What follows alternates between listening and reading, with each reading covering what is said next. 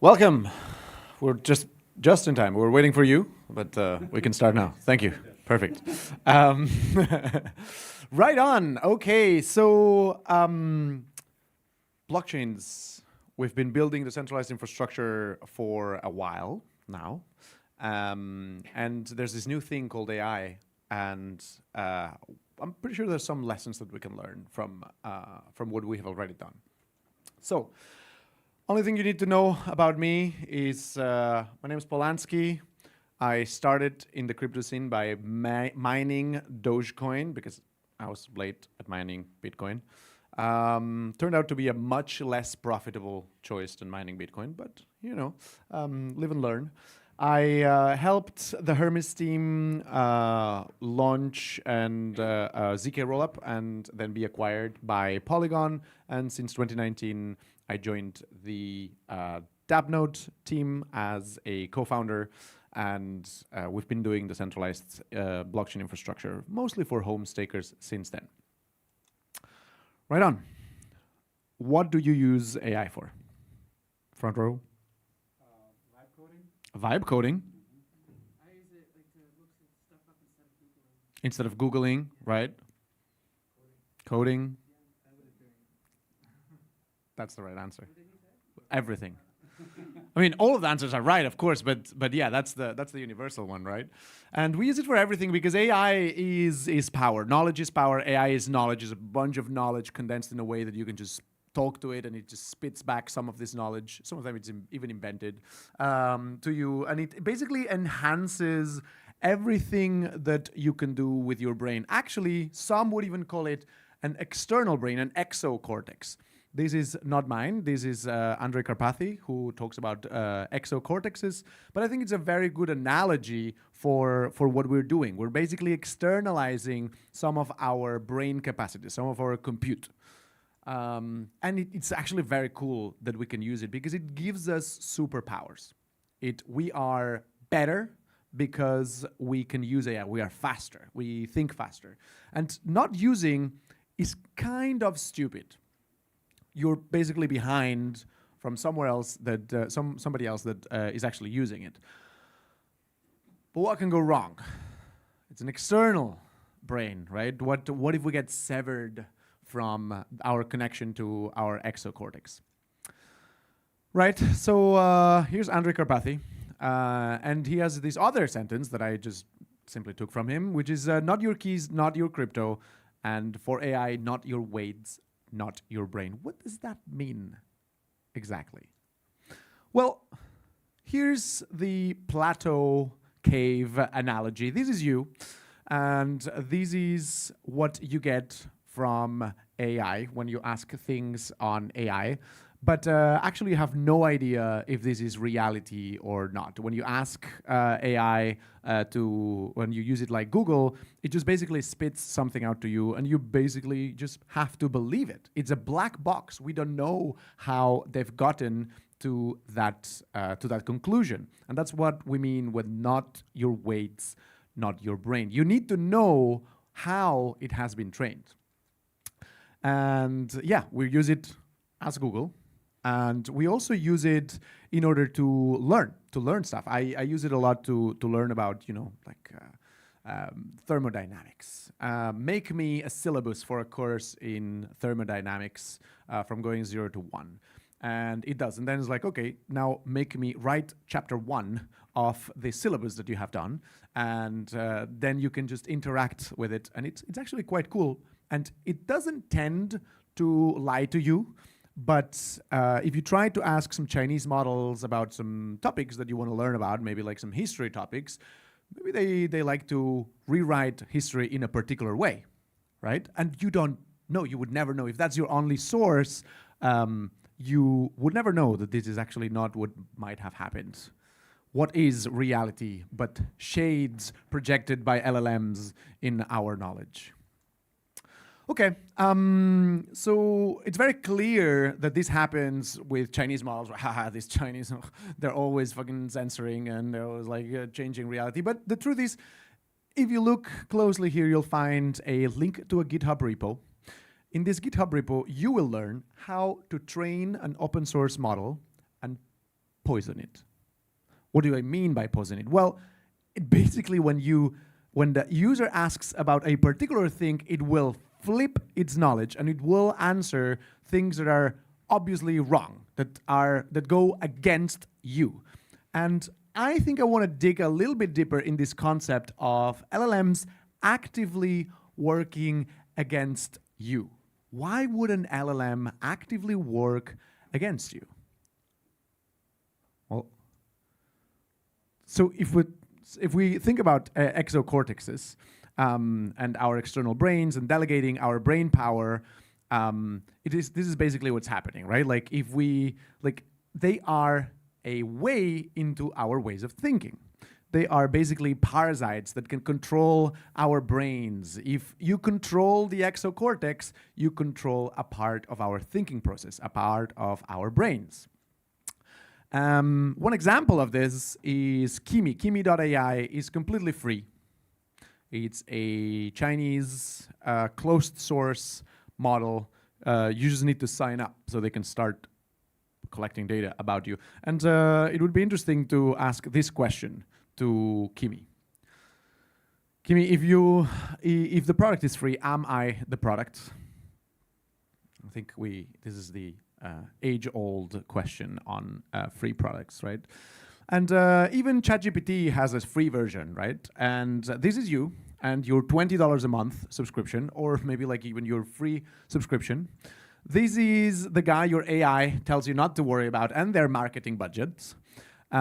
This is the AI, your AI of choice, after selling business integrations and product placement.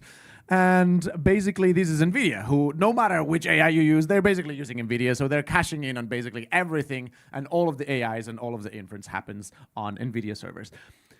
I think you're starting to see here that what I'm talking about is the ownership of these LLMs, who these LLMs are working for. And I'm sorry to say, but if you think that your $20 a month can buy ChatGPT working for you, you are absolutely mistaken. They don't work for you. These LLMs do not work for you. They work for their corporate overlords, and that's not a bad thing. We have been interacting with corporations for many, many years, and they're mostly fine. They mostly do great things for us, and they help advance civilization. Now, there are some things, though, that might end up going wrong with AI. And one of the things that does is that basically we entrust OpenAI or Cursor or Sonnet with our entire code bases. And sometimes we have .envs with private keys on this. And when we started using Copilot, I think it still happens because you can't really avoid it. But if you if you create a .env in Copilot and you put private key equals and let Copilot do it, it will give you a private key. But it's not making it up. This is a private key that they scraped from GitHub, and somebody just accidentally uploaded, and it's an actual private key. It's empty now because when this happened, there was many scrapers that came out for you to scrape all of this and to get all the private keys. So they're all empty now. But it is what happens. We're giving all of this information to these corporate overlords that we were talking about. I don't know if you've seen The Lives of Others, really good movie about a Stasi spy, and basically they just collect all this information about you. So closed source AI doesn't work for you. You're clearly the product. You are trusting it with your most sensitive information, being it personal or being work, and everything you say can be used for training purposes. Scalability isn't important. This is one of my favorite Naval quotes. Scalability isn't important and suddenly is. Decentralization isn't important until it suddenly is. And privacy isn't important until it suddenly is. And I want to talk about this privacy thing and why we should maybe start caring a little bit about what we tell our AIs. The Netherlands in the 30s. Pretty good society. There we go. The Netherlands in the 30s used to have a very fair distribution system for taxes. And one of the things that they did is they had a religious budget. And this religious budget, how would they distribute it among the different religions that they had in the Netherlands? Well, they would just basically would go and ask everybody, what is your religion? And they would answer, they would write it in the census. And if there was a 12% of the population that was Muslim, 12% of the religious budget would go for the Muslim communities. If there was a 56% that were Protestant, 56% of the population would, of the budget would go to Protestants. I think we can all argue that this is a pretty fair use of data. And if you tell me, hey, I want to collect your data for this, I'm not religious, but if I were, I'd go like, yeah, I'll give you my religion, so my community can receive a part of this budget. Except we all know what happened later. There's this guy with a mustache coming in with the tanks into Amsterdam, goes to the census, and he has the name and the direction of every single Jew that existed in the Netherlands. And that's why the Netherlands has the highest mortality rate of all of the countries in Europe. Not in nominal terms, because it's a small country. There was not so many Jews there, but almost all of them died. Not almost all of them, but the highest mortality rate. Right? 102,000 dead. So, even if we collect this data for good reasons, for good purposes, this might come back and bite us in the ass. So, what do we do? Do we have alternatives? Do we still have to give all of our information in to these AIs? Well, there are three imperfect solutions that exist right now. We have private solutions like Venice.ai, and they are private because they say so, because they tell you that it's private, because they tell you to delete the logs. I'm sorry, but it's still there. Like, they might be nice. They might be the government of the Netherlands collecting this data, or not even trying to not even collect this data for good purposes, but the data is there. And if somebody goes and enters their servers, they will be able to see all of the inference that they do. Now, are they the only privacy solution that exists? No, there's always also TEEs.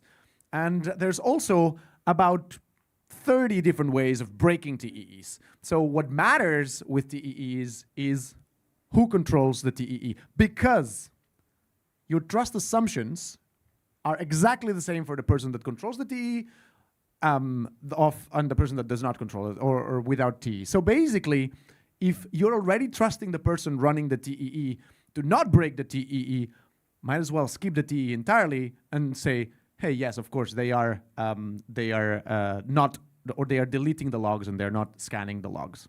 So same trust assumptions. TEEs do have their uses, but not for privacy on LLM inference. Then we have fully homomorphic encryption, but I mean, we're not there. We're not there yet. Cool. Second imperfect solution that we have in order to run LLM models, local models. There are so many ways. Any of you are running any local models? Nice, very cool. There's so many ways of running. There's Oldama, there's LM Studio, there's Jan, there's a couple more that I can't remember now. And they're kind of fine. They're nice. And they're getting better and better. But there's still this fucking thing that you can just whip out your phone and ask ChatGPT and even talk to ChatGPT. The UX is a little bit worse. So we're not there yet. And we're trying, this is a Dappnode, this is a personal server. So basically with this, if you have it on your laptop, you cannot just pull out your phone and ask questions, because your laptop is in the backpack and it's closed, and you end up defaulting to ChatGPT. So one solution that you can do is to have a personal server.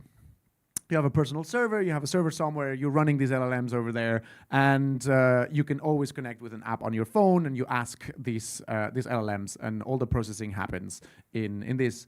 And that's what we're doing at Dappnode. So Dappnode, we have free open source software that you can use to run any validators, any local AI, any LLMs, and it has like a set of tools that allow you to connect to it from your phone and have basically the same experience as you would with ChatGPT.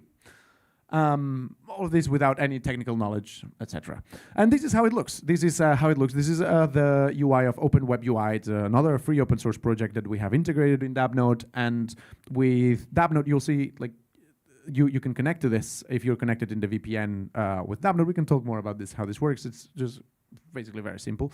And you can start using local models from wherever you want in the world, from your laptop, from your phone, and without revealing anything to OpenAI, et cetera, et cetera. This is the mobile version of it, right? Cool. The end goal of this is to have like this sort of marketplace, as we have done with staking products, where you have like the very easy way of staking. So I don't know if any of you are staking Ethereum. Nice. So you need an execution client, a consensus client. You need to connect them through the engine API, and it's kind of complicated. We've abstracted all of this information, and we have like this click, click, click here, and everything happens. So we want to do the same thing for local AI, because it's not only about chatting. It's not only about chatting. There's also so many workflows, so many things that you can do with AI, and people just don't know what to do. So we want to create this marketplace, this app store, with everything that you can do with local AI. Now, is local AI the solution? We said no. There's imperfect solutions, right? Oh, by the way, Dappnode is free open source software, but you can buy the hardware from us, and it's plug and play. But there's a problem with it. There's a problem with local models, and is that you need very big machines if you want very big models. So there's a trade-off between the intelligence of the model and whether you are going to be able to fit it locally or not. Now the solution for this is distributed models, and this is happening right now. There's this cool project called EXO. They're distributing DeepSeek 671 billion among all of these computers, right? And they work. You can distribute this on different machines, and they are connected through Thunderbolt 5. So, but we're getting to a point with InfiniLink. We're getting to a point where 5G, where the connection between machines that are not in the same location is going to be pretty much the same as the Thunderbolt. It's not going to happen everywhere at once, but we're getting to a point where you will be able to distribute these huge models among different machines. Now, yeah, so this is an example of what we're experimenting with. Like, this is different distributed, different boxes in different places as well. So this is already happening. But so yeah, basically we have these three solutions.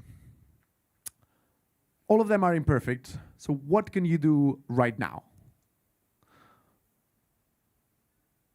You can start running nodes yourself, and very soon you'll be able to join these distributed AI networks, these distributed inference networks that we're creating for AI. And right now you'll be able to run your models privately, keep your data privately, especially if you are a company, because people would tend to go for comfort, and ChatGPT is just so easy to use. But when you're a company and you need to put all of your clients' data through a RAG pipeline to interact with all of your clients' data with natural language processing, you want to keep that local. Otherwise, you're out of compliance. Okay? So hit us up, join the early adopter community, and voila. What have I not talked about that we can talk in the early adopter community? I have not talked about agents. Agents are software. They use brains. They're software that runs locally, and they use a brain, which is, for example, OpenAI. Now, your edge is on the data, not on the brain that you use. But anyway, we haven't talked about this. We don't have time. Tokenization incentive models. If I am hosting a part of a big model in my computer, how can I get incentivized? Exciting, it's coming as well. Local first, outsourcing work to other agents, having a local model that has the capacity to know when to delegate to ChatGPT, maybe abstracting your data to make it more private, etc.